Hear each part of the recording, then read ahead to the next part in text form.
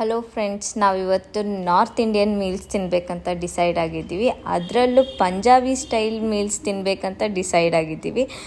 So ಅವಾಗ ನಮಗೆ first ನೆನಪಾಗಿದ್ದೆ ಕಫೂಸ್ cafe. So ನಾವಿವತ್ತು ಜಯನಗರದಲ್ಲಿರೋ ಕಫೂಸ್ ಕೆಫೆಗೆ ಬಂದಿದ್ದೀವಿ.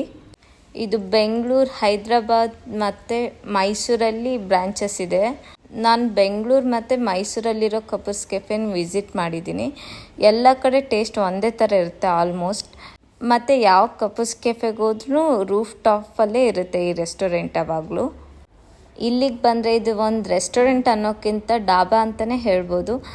ಸ್ಪೆಷಲಿ ಪಂಜಾಬಿ ಡಾಬಾ ಅಂತಲೇ ಹೇಳ್ಬೋದು. ಯಾಕಂದರೆ ಸೀಟಿಂಗ್ ಅರೇಂಜ್ಮೆಂಟ್ ಎಲ್ಲ ಆ ಥರ ಇರುತ್ತೆ. ಈವ್ನಿಂಗ್ ಟೈಮಲ್ಲೆಲ್ಲ ಬಂದರೆ ಲೈಟಿಂಗ್ಸ್ ಎಲ್ಲ ಇರುತ್ತೆ.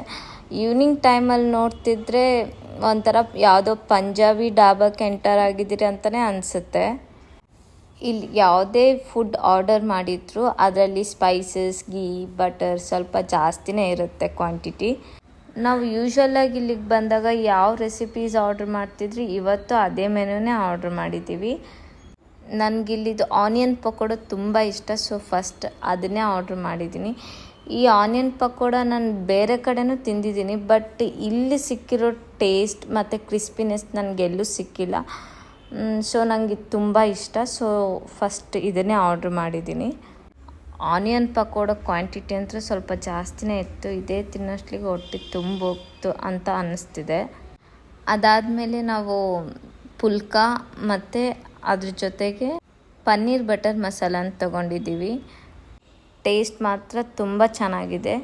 ಈ ಗೀ ಪುಲ್ಕ ಮಾತ್ರ ತುಂಬ ಸಾಫ್ಟಿಯಾಗಿದೆ, ಚೆನ್ನಾಗಿದೆ ನಿಜವಾಗ್ಲೂ.